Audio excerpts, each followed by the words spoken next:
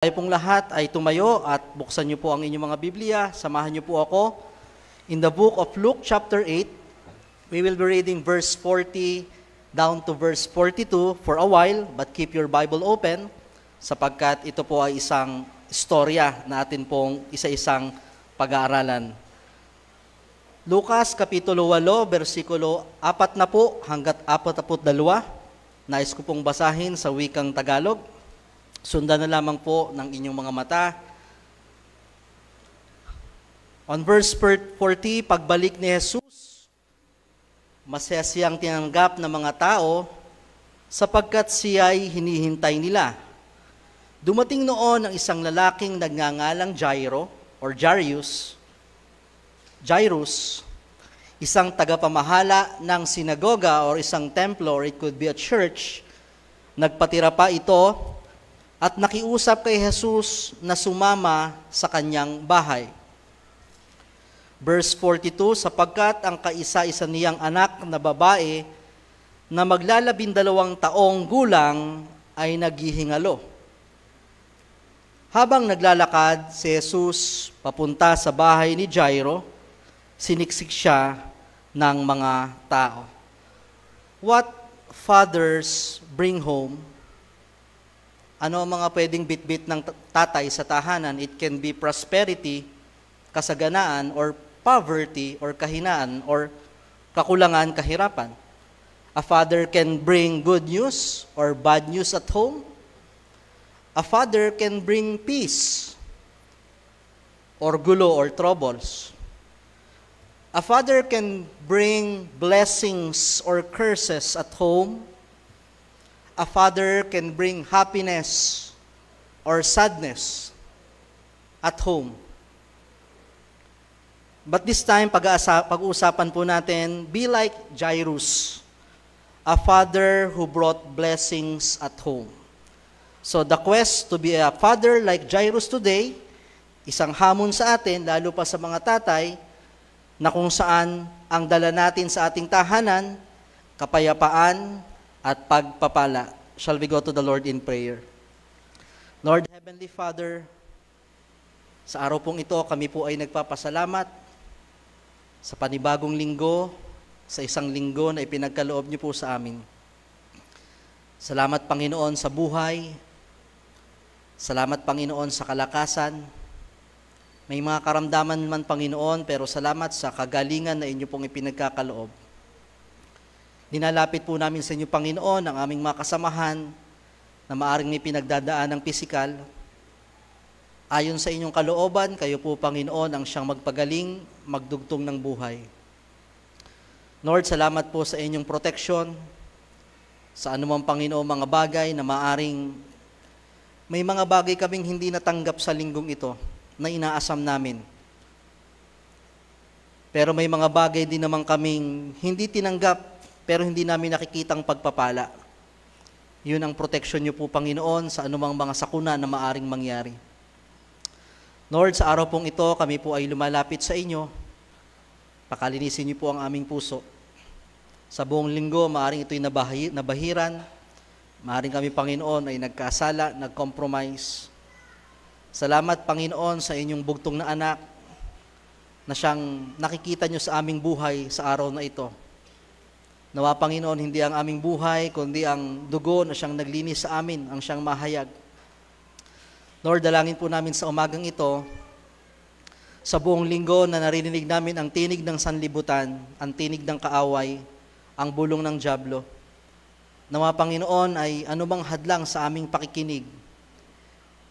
Winawaksi po namin, Panginoon, ang mga bagay nito, ang pagkilos ng dyablo, ang pagkilos, Panginoon, ng masamang spirito, na nawa maging bukas ang aming puso, ang aming tenga, ang aming mata, sa paglalaan ng isang tutok na atensyon, upang kami, Panginoon, ay hindi lang makapakinig, kundi maging tagaganap at makinabang sa inyong salita.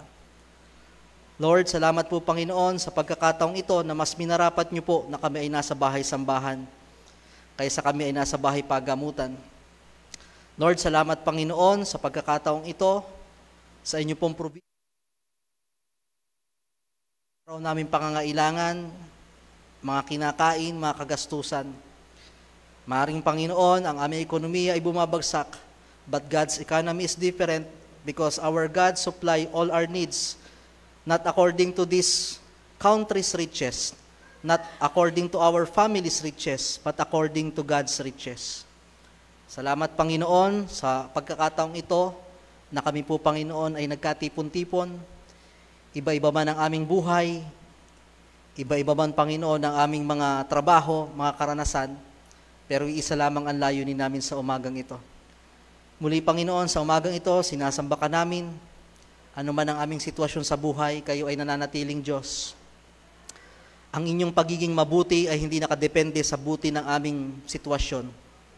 Sapagkat masama man ang panahon, nananatili kayong mabuti bilang aming Panginoon. Salamat sa aming mga bisita, salamat sa mga nakikinig sa aming online, salamat sa eagerness ng bawat isa na hindi lamang makakain ng pisikal, kundi ang aming kaluluwa na nagugutom, nauuhaw. Sapatan niyo po, Panginoon, kami sa araw na ito. Salamat sa mga tatay na naririto habang inaaral namin ang isang buhay, ang kasaysayan ng isang dakilang ama. Nawa, Panginoon, kapulutan namin ng aral. Ang lahat pong ito ay aming dinadalangin sa matamis sa pangalan ni Jesus. Amen and amen. Tayo po'y makakaupo ng lahat. Let's talk about Jairus, a father who brought blessings at home. I do believe I preached this entitled, How Long Your Faith Can Last, but we will try to study in a different way, at ang nais nating bigyan ng tuon ay yung pagiging ama nitong si Jairus.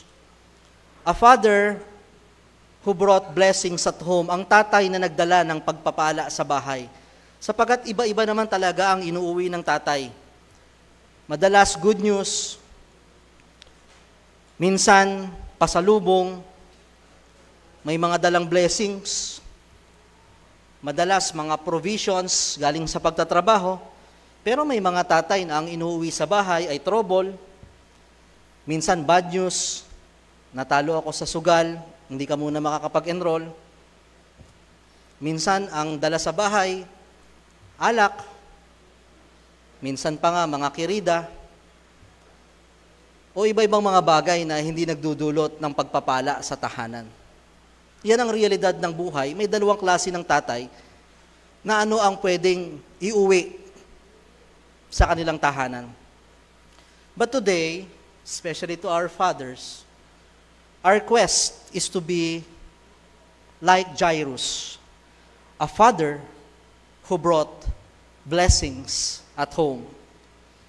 Sabi po sa ating binasa kanina sa Lucas 8, versikulo 4 na po, pagbalik ni Jesus, masaya siyang tinanggap sapagkat siya ay hinihintay nila. So ito po ang eksena mula sa ang Panginoon ay after 30 or 33 years na kung saan nanahimik ang Panginoon, the time has come upang to fulfill the divine plan of His Father na ipangaral ang salita at magkaroon ng katubusan ng kasalanan. Nagpakita siya sa pamamagitan ng pagbabautismo kay John the Baptist, and through then, unti-unting nagpapakilala ang Panginoon hanggang sa lubusan na siyang nakilala. Sa mga nakaraang verses na ating nabasa, ang Panginoon galing sa Gadarene. Okay? Yung Gadarene, meron dong sinasapian ng dyablo, matagal na panahon nang hindi nakakalaya, pinalaya ng Panginoon, galing din siya sa pagpapagaling, galing din siya sa pangangaral ng mga parables about the sheep, at iba-iba pang bagay. So at this time, nakikilala na ang Diyos. The Lord was surrounded by eager crowds, dinudumog na ang Diyos, nakikilala na ang kanyang mga mirakulo, ang kanyang mga pagpapagaling, ang kanyang mga pangangaral, and because of His popularity, it attracts people. Why? People getting healed, miraculous things happened. Kung babalikan si Jesus na dating tinatanggihan, rinireject, maging ng kanyang pamilya, maging ng kanyang sariling bayan, si Jesus na hindi kilala at kinukutya, palibasa wala pa siyang napapatunayan sa kanyang buhay. What is the lesson of life? When you prove something, it attracts people. When you prove something, it attracts blessings. Pag ang isang tao, lumilikha tayo ng mga tagumpay sa buhay, magagandang katangian, kusang lumalapit ang mga tao at pagpapala. Para mas makarelate kayo, nakikita natin ngayon ang buhay ni Diwata.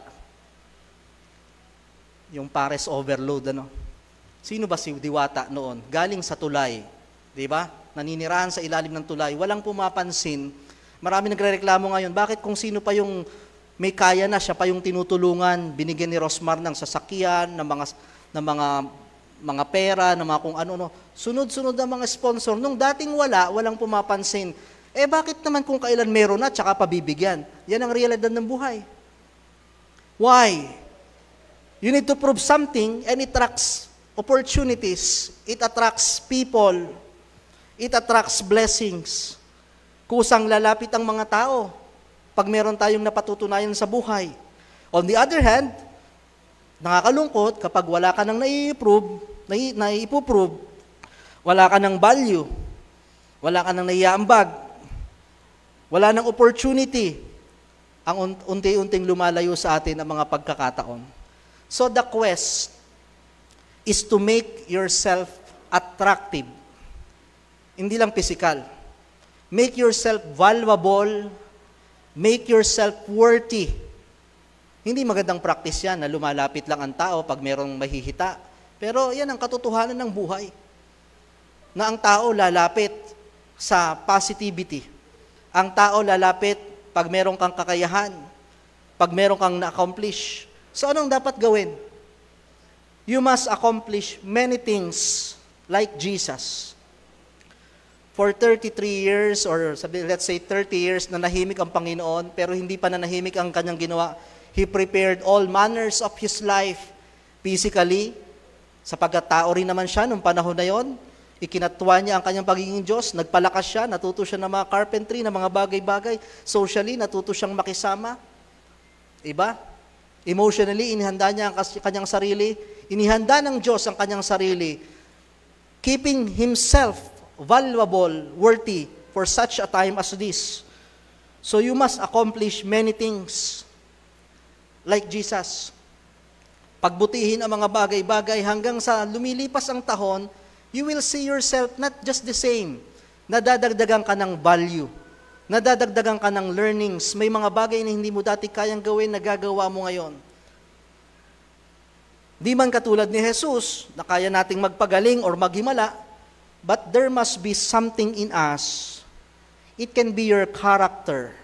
It can be your traits. It can be your talents. Nahahabul-habulin tayo ng tao because of your worth and value. Dapat sa isang tao, nararamdaman ang value mo. Dapat sa bahay, nararamdaman ang value mo. Hinahanap-hanap ka pag nawawala ka. Hindi yung kahit isang buwan ka nang wala sa trabaho, hindi ramdam. Kasi you don't attract. You don't have value. Sa trabaho, sa lipunan, sa tahanan, sa simbahan, we should have value because it attracts blessings and opportunity. So paparating na ang Panginoon, dinudumog-dumog siya ng mga tao, hindi mahulugan ng karayom sapagkat nakita ng mga taong ito papaanong naghimala, papaanong pinalayas ng Diyos ang demonyo, papaanong pinagaling ang may sakit, papaanong ganun siya kagaling mangaral. And on verse 41, makikita natin, dumating noon ang isang lalaking nagngangalang si Jairo, isang tagapamahala ng sinagoga, nagpatira pa ito at nakiusap kay Jesus na sumama sa kanyang bahay. Out of nowhere, sa dami ng mga taong nagsisiksikan, nagkakagulo, biglang nahati ang crowd. Mamaya malalaman natin, sino ba tong si Jairus? Bakit pinagbigyan ng mga tao?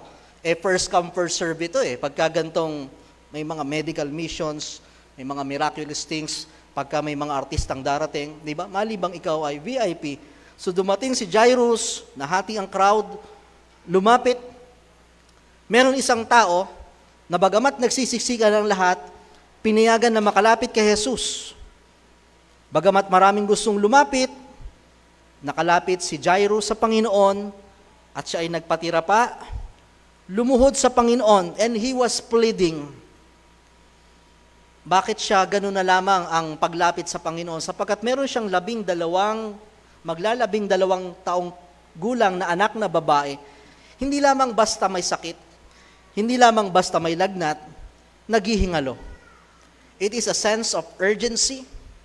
It is a sense of emergency.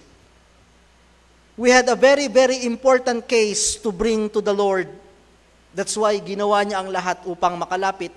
At ano ang hindi nyo gagawin para ihanap ng lunas ang inyong anak na naghihingalo? Lahat gagawin ng isang ulirang ama. But who is Jairus? Bakit napagbigyan? Bakit siya pinalampas? Jairus, tagapamahala, o isang ruler, mataas ang posisyon sa sinagoga. Ano ang sinagoga? It is a temple or a church. He can be a priest, a Pharisee, or someone na kung saan may mataas na katungkulan. He is well known as prestigious and religious. Both sides. Religious, alam ang mga bagay patungkol sa Biblia, sa Panginoon. Nung araw, mostly mga religious leaders ang nangunguna sa community. Pero hindi lang religious, kundi prestigious, may kaya. Kaya nahawi ang daan na pagbigyan. Makikita natin dito na kahit si Jairus ay prestigious, kahit siya ay religious, makikita natin ang pagpapakumbaba niya na nagsisiksikan doon ng mahihirap, nagsisiksikan doon ang mga taong makasalanan na kailangan palayain sa kasalanan, sa mga sapi ng mga masamang spirito. Pero nandun ang isang relihiyoso, mayaman, kilalang tao. He humbled himself. Kung iisipin natin ang status of Jesus that time, tandaan natin, hindi pa lubusang kilala ang Diyos bilang Diyos. He is an outsider as temple is concerned. Hindi siya leader ng templo, hindi siya pariseyo. Ang Diyos, parang out of nowhere, sumulpot na lang yan si Jesus Christ. Mas mataas ang posisyon nitong mga pariseyo, mga Sadducees, mga scribes, mga leader ng synagogue. As far as former religion is concerned, nung panahon na yon, Jesus Christ is colorum. Illegal. Fixer, kumbaga. Wala siya sa formal synagogue, basta na lang nangangaral. Kaya nga, nagkakaroon ng contradiction between Pharisees. Sino ba yan? Claiming to be the Son of God, pero hindi pa. Hindi katulad ngayon na madaling sambahin ng Diyos kasi we have proven na matay siya, nabuhay, at nagpunta sa lugar ng langit. Pero noong time na yon, hindi pa ganoon yung authority, kapangyarihan ng Diyos. In fact, he is a human nature during that time. So, isa siya sa mga pinaghihinalaang false prophet. Hindi siya taga-sinagogue, hindi siya taong sinagoga, hindi siya taga-pamahala doon. So kung tutingnan, mas mataas si Jairus. Jairus are prestigious, lamang na lamang si Jairus pagdating sa pag-aaral, sa kayamanan, sa popularity, religious concern, nag-aral siya ng mga law, ng mga bagay patungkol sa Biblia. Si Jesus, galing sa mahirap na bayan, maliit na bayan. Si Jesus galing sa mahirap na pamilya. Walang credentials, hindi nga nagpakilala kung saan ba nag-aral to, sino bang mga naging teacher nito. Ang mga kaibigan ni Jesus Christ, mga mahihirap lang. Not prestigious. Hindi siya kasama sa mga pinuno ng templo, never went to theology school, walang formal study ng Torah or law like Pharisee. Jesus was like wannabe, trying hard during that time in the sight of many people on those days. Sapagkat hindi pa siya nun sikat, dito nag-uumpisa na siyang makilala. At kadalasan ng mga sumusunod kay Jesus nun, hindi mayayaman kundi mahihirap. Sinong followers ni Jesus Christ? Mga mangingisda, mga babaeng iniwan, mga sinapian ng demonyo, mga fisherman, tax collector. Yan yung mga followers ni Jesus Christ. Because prestigious, yung mga prestisyoso, mga relihiyoso at mayamang tao, always look for credentials bago sila sumunod na wala namang maipakita si Jesus. But there is Jairus, knowing na maapektuhan ang kanyang integrity. Bakit ako lalapit? Mas mataas ako dito. Mas mayaman ako, mas may pinag-aralan. Nakipagsiksikan, nagpatira pa, lumuhod, at nagmakaawa. He is a religious leader. Imagine, tapos luluhod ka sa tinatawag nilang Jesus of Nazareth. Ang title ni Jesus Christ during that time, hindi pa Messiah, hindi pa King of Kings, Lord of Lords. He is just Jesus of Nazareth. But here is the leader of synagogue, lumapit sa Panginoon. Remember, we worship Jesus now as Son of God, Lord of Lord, pero noon, hindi pa ganoon ang kanyang credentials. Binibuild pa lang ng ating Panginoon. Pero itong si Jairus, hindi pa man ganoon, kalubusang nakikilala ang Panginoon bilang Diyos, nagpakumbaba at nagmakawa. Never mind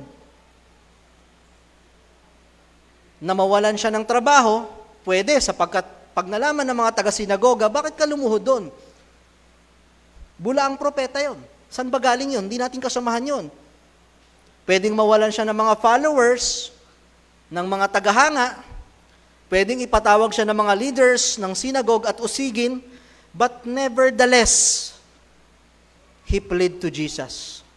Because Jairus believed that Jesus can do something about his case, about his father, about his family. And I think that's the kind of father that we need today. Isang tatay na kung saan magpapakumbaba na lumapit sa Diyos. What can we learn from Jairus? He passed the crowd to Jesus.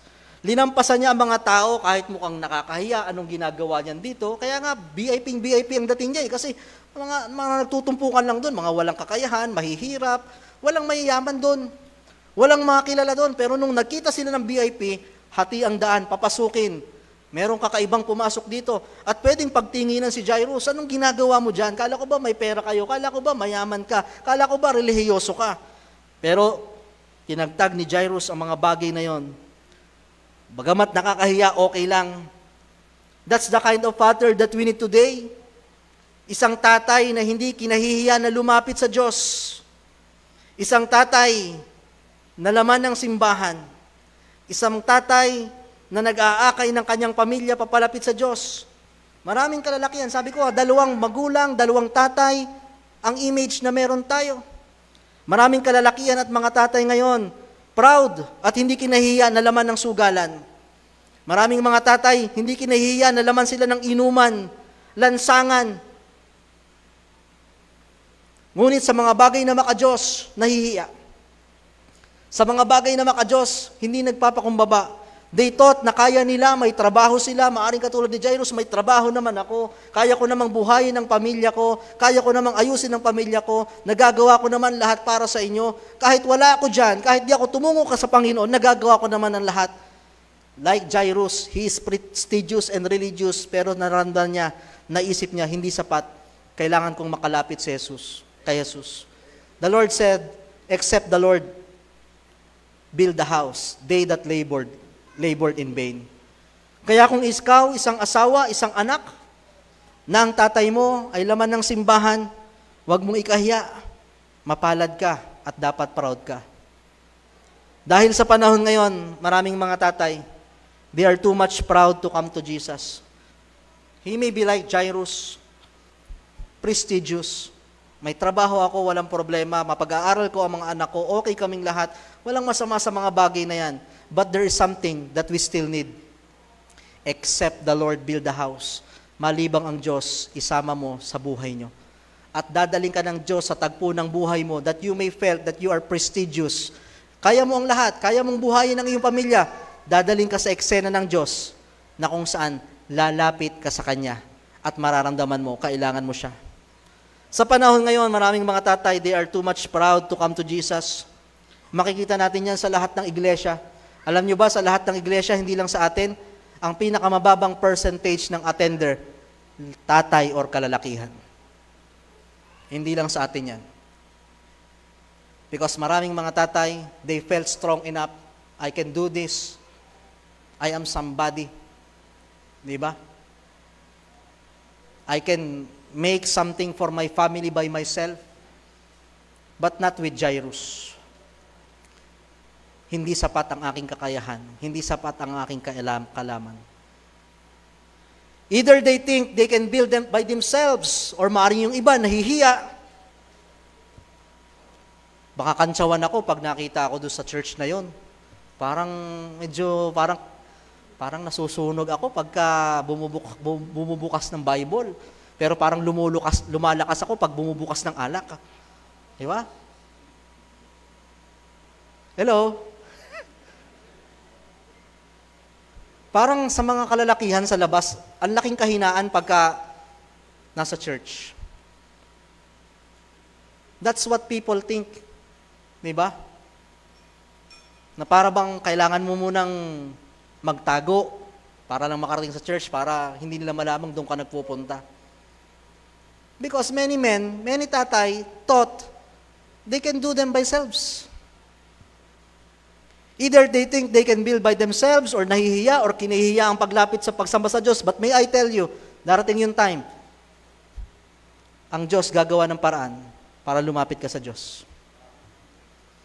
And on verse 42, 42, sabi po doon, sapagkat ang kaisa-isa niyang anak na babae, ito nang ang dahilan, mayaman siya, marami siyang alam, may kakayahan siya, pero hindi sapat. Ang kaisa-isahan niyang anak, nag-iisa nga eh. Kaisa-isahan niyang anak na babae, 12 taong gulang, ay naghihingalo. Habang naglalakad si Jesus papunta sa bahay ni Jairo, siniksik siya ng mga tao. There is a sense of urgency. Hindi pwedeng ipagpaliban muna, okay? Naghihingalo na eh. There is a sense of urgency, there is a sense of emergency. Pero sa instance na ito, may nangyaring kakaiba. Diba, kung tutuusin, VIP ako. Ako si Jairus, priority ako. Alam niyo yung story, hindi natin babanggitin. After nito, may umeksenang babae. You know the story, yung nagmakaawa, may sakit din. He touched Jesus' robe. Nauna pang pagalingin eh. Kung tutuusin, pwedeng sabihin ni Jairus, teka lang, ako ang nauna sa pila. Bakit may nauna? Lord, emergency, naghihingalo. Naramdaman ng Panginoon yung pananampalataya ng babaeng yun, pinagaling. So nagkaroon ng konting delay, pero hindi denial. Alam nyo, sa buhay natin, minsan, iniisip natin, denied. May mga delay lang. Pero nandun pa rin ang Panginoon. Ang tanong, pag merong bang mga delay or denial sa buhay mo, anong gagawin mo? Kung ikaw si Jairus, Lord, di mo naman ata nauunawaan eh. Nagpakumbaba na nga ako dito, wala na nga akong pakialam, kahit ako'y mawala ng trabaho kasi bahala na. Emergency kasi, tapos may inuna ka pa. Bakit na-delay? Bakit na-deny? Anong gagawin mo? Magtatampo sa Diyos. Aalis. You will curse God. But not with Jairus. Sige na nga.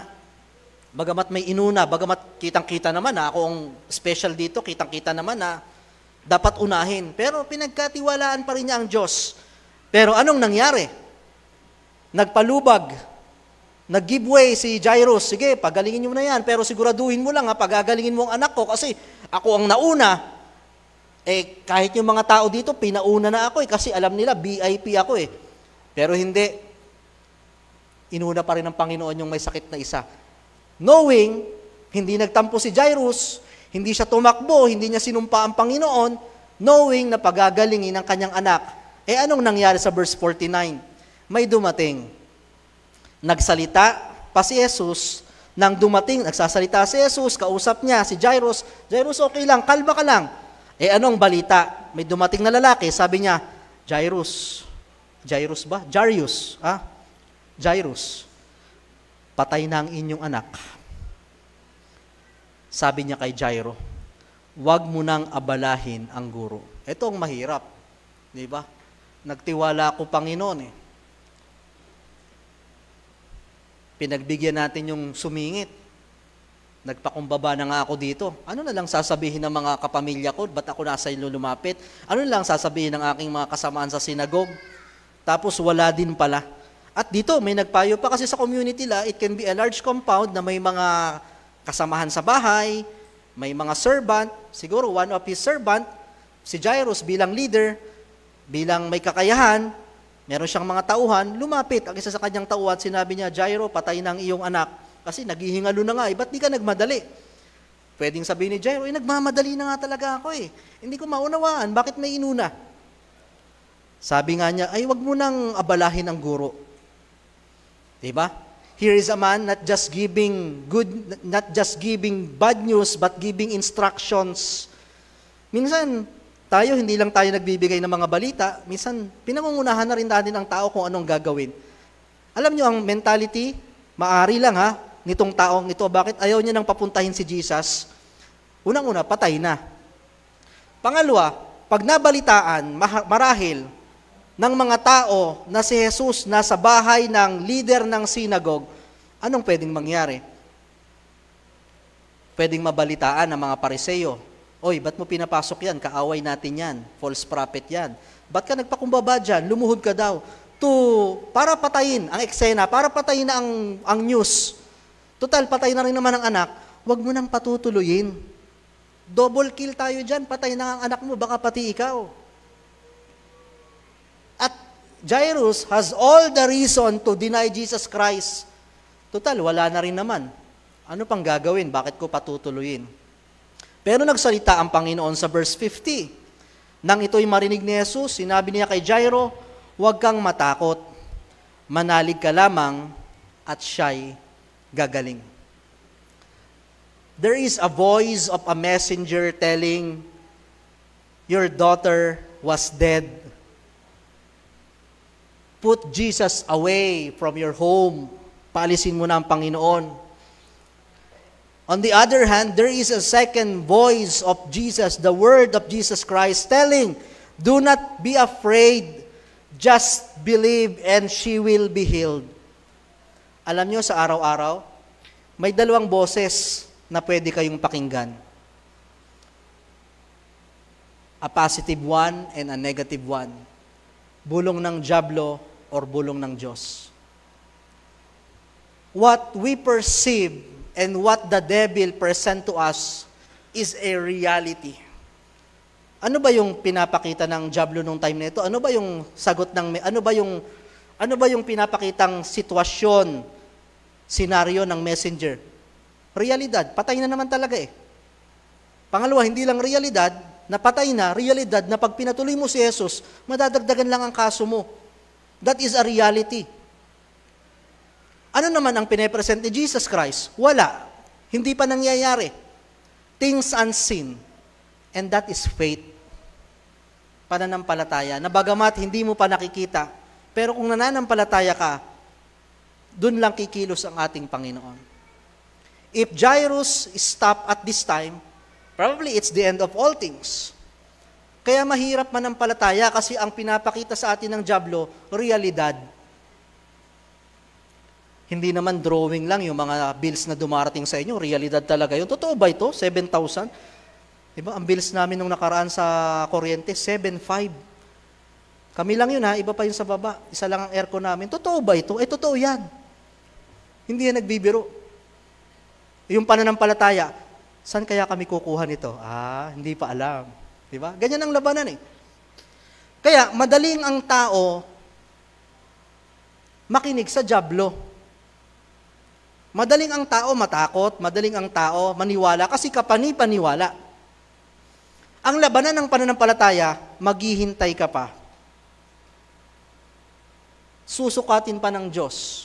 Pero alam nyo, sa lahat ng paghihintay natin, hindi man 100%, 95%, kasi yung 5% hindi talaga kalooban ng Diyos, kalimitan sa paghihintay natin, hindi tayo binigo ng Diyos. But here, Jairus, what will you do if you are Jairus? Kung ikaw isang ama, magulang, or anak, you've been denied. There is a delay, not just denial, death, Patay na eh. Diba? May karapatan ka ng lumayo sa Diyos. Aanin ko pa nga ba yan? Ba't ko pa papapasukin? Ba't pa kami sisimba? Ba't pa kami magpe-pray? Wala rin naman eh. But not with Jairus. Sabi po sa verse 51, pagdating sa bahay, nagpuntahan na sila doon, nagsisiksikan ang mga tao, wala siyang isinama sa loob, kundi sina Pedro, Juan, Santiago, at ang mga magulang ng dalagita. Sa dami ng crowd, of course, hindi naman kayang lahat papasukin, pero pwedeng may mangilan-ngilan para ma-witness ang mirakulo na gagawin ng Panginoon, pero hindi pinapasok ng Diyos.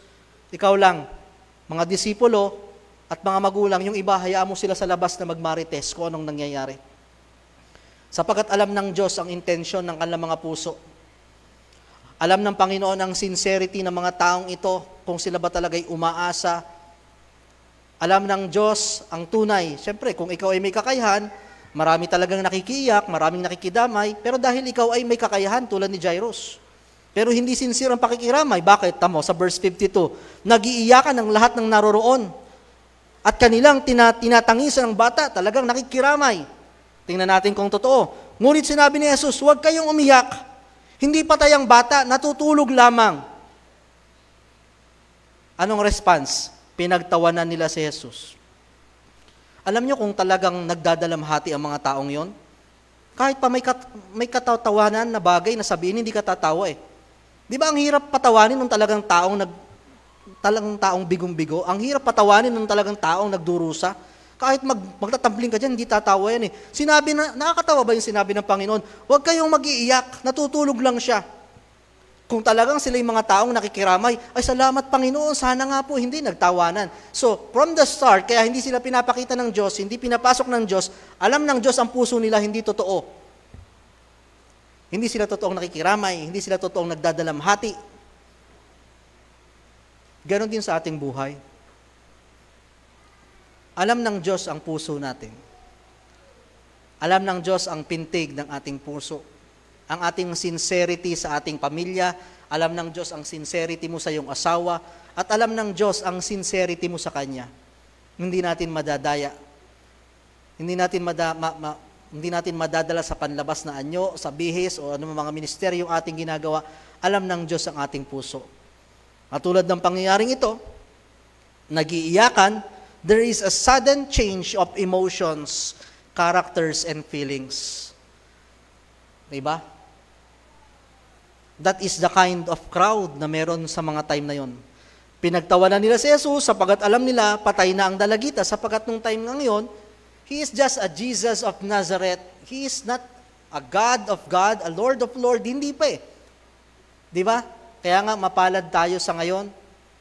Bagamat hindi natin nakita ang Panginoon, pero sa pananampalataya, naniniwala tayo at sa kasaysayan at sa ating mga nababasang salita ng Diyos, nakita na natin kung gaano kadakila ang Panginoon. Verse 54, ang ginawa ng Panginoon, ngunit hinawakan ni Jesus ang kamay nito at sinabi, bumangon ka bata. Nagbalik ang hininga ng dalagita at ito'y agad na bumangon. Pagkatapos, pinagbigyan siya ni Jesus ng pagkain. Dalawang bagay ang ginawa ng Diyos. He touched and He spoken a word. What can a word of God can do? Ano ang kayang gawin ng salita ng Diyos? We may not hear Him today. Maaring hindi natin naririnig ang Diyos tulad nung panahon ng araw, a still voice of God calling Moses, Joshua. Hindi natin naririnig ang wika ng Panginoon. But God gave us the Word of God. Yan ang kayang gawin ng pakikinig ng salita ng Diyos. Mamimili tayo. You will listen to the crowd. Pinagtatawanan ka, may mga nagre-reject sa'yo. Sa labas ng bahay ni Jairus, may mga taong nagsasabing, wag mo nang patuloyin si Jesus, patay na yan, wala nang mangyayari yan. Pero nung nagsalita ang Panginoon, everything changed. There's a big difference when you hear the Word of God. We desire na tayo ay makarinig ng salita ng Diyos for the whole week. Walang masama, nakakarinig tayo ng balita, nakakarinig tayo ng instructions galing sa ating mga amo, sa ating mga teachers. We all need those kind of news. We all need those kind of voices. But it's another thing when you listen to the Word of God on Sunday. It's the voice of God. Hindi po ako ang mangangaral, ako'y tagapagbigay lamang, pero ang salitang ito ay nagwiwika mula sa Panginoon. It gives you relief, it gives you comfort, it gives you challenge. From the voice of God, sinabi niya, not just the voice of God, but the touch of God. We must all desire that Jesus will touch our lives. Hindi mo lang narinig ang Diyos, kundi naramdaman mo, hinipo ka ng Diyos. Ang Diyos natin, hindi mo siya nakikita, pero nararamdaman mo siya.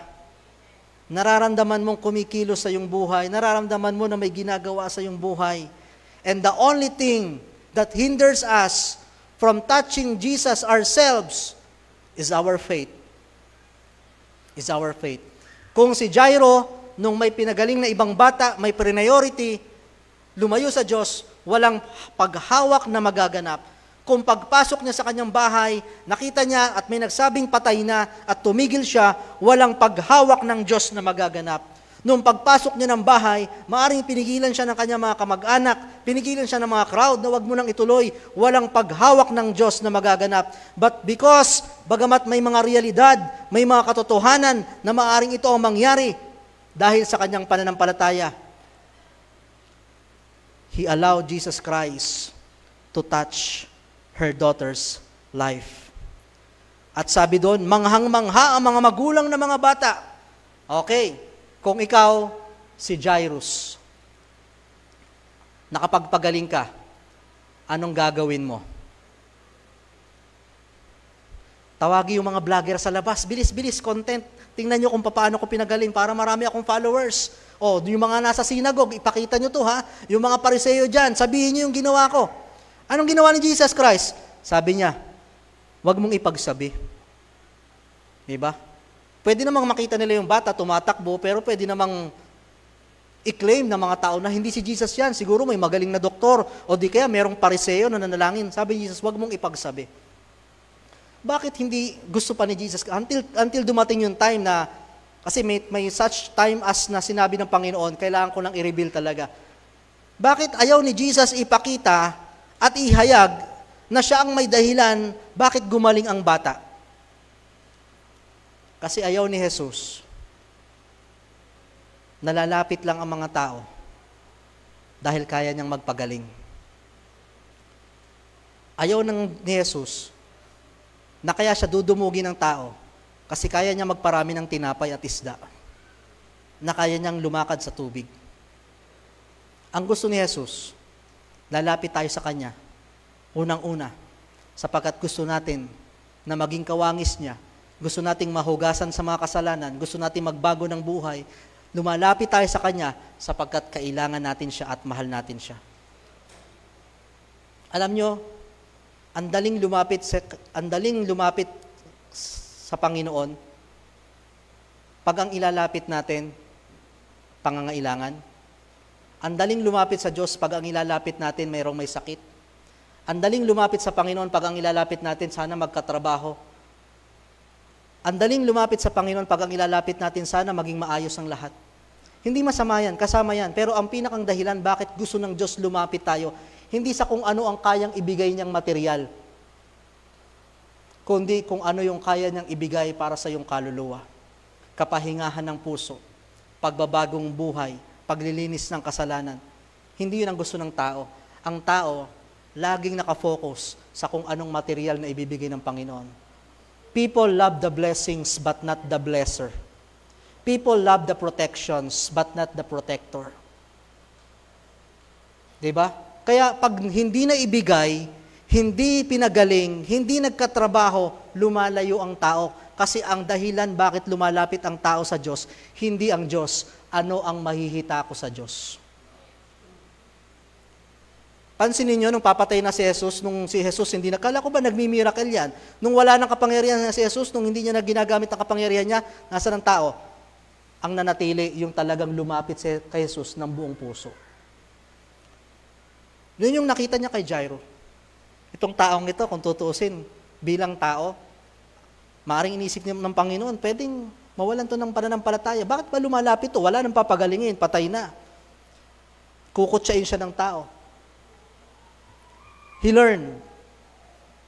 So our lesson, be like Jairus. Mali yung nakalagay ko dyan ng Jairus. Ano? Okay, nalilito ako eh. Be like Jairus. A father who brought blessings at home. Bilang mga tatay, may iba-iba tayong maiuwi na pagpapala. Pwedeng may uwi kang ulam, may uwi kang laruan, may uwi kang good news sa trabaho, may uwi kang ticket. Mga blessings yan, kasiyahan. Pero ano ang pinakamalaking blessings na kayang iuwi ng tatay sa tahanan? Anong bit-bit ni Jairus? Bit-bit niya ang Panginoon sa tahanan. Mga tatay, except the Lord build the house, they that labored in vain. Ang pinakamagandang pamana sa ating pamilya ay yung bit-bit natin ang Diyos. Kaya nga, God bless our home. Not just house, our home. Kaya we pray, kung ang inyong mga asawa, mga magulang, wala pa dito, panalangin natin sa Panginoon. It should be our always desire. Kung tatanungin kayo ng inyong magulang, ganto-ganto, lagi inyong paulit-ulit na binabanggit, panalangin ko, sana makasama namin kayo sa church, sana makalapit kayo sa Panginoon. And it requires good testimony and integrity para madala ang mga ama. Alam nyo, pag nadala ang ama sa sambahan, malaking porsyento, almost 100% kasama ang buong pamilya. Sabi ko nga, maraming mga men, maraming mga father, they feel they are strong enough. But you are not enough without Jesus at your home. Mapalad, kung naririto ang mga tatay, sabi ko nga, tingnan natin, bakit kaya sa lahat ng churches, ang pinakang kukunti na percentage, tatay. Kasi ang mga tatay, they can be like Jairus, prestigious, may kaya naman, may posisyon, may trabaho, or maaaring may mga kakayahan, pero si Jairus, kinalimutan niya ang lahat ng yon sapagkat alam niya, I need to bring Jesus in my home. Kaya nawa, pagpalain ang bawat pamilya, pagpalain ang mga tatay, that we should not just desire to provide material needs for our family. It should be our always concern. Alam niyo mga tatay, kahit pa sabihin sila nasa church, hindi perpekto yan. Nagagalit pa rin yung mga yan. Di ba? Minsan, nakakapanakit pa rin, nakakapagmura pa rin. Di ba? Minsan, tumatagay pa din. Ay, how much more kung wala ang Diyos? How much more kung wala ang Diyos? Di ba? Mabuti na lang, merong church, merong salita ng Diyos na kahit papaano ay napapangaralan, kahit papaano ay nagigising sa katotohanan. Pero yung madala mo lang ang iyong tatay, ang iyong asawa sa church, malaking bagay na yan.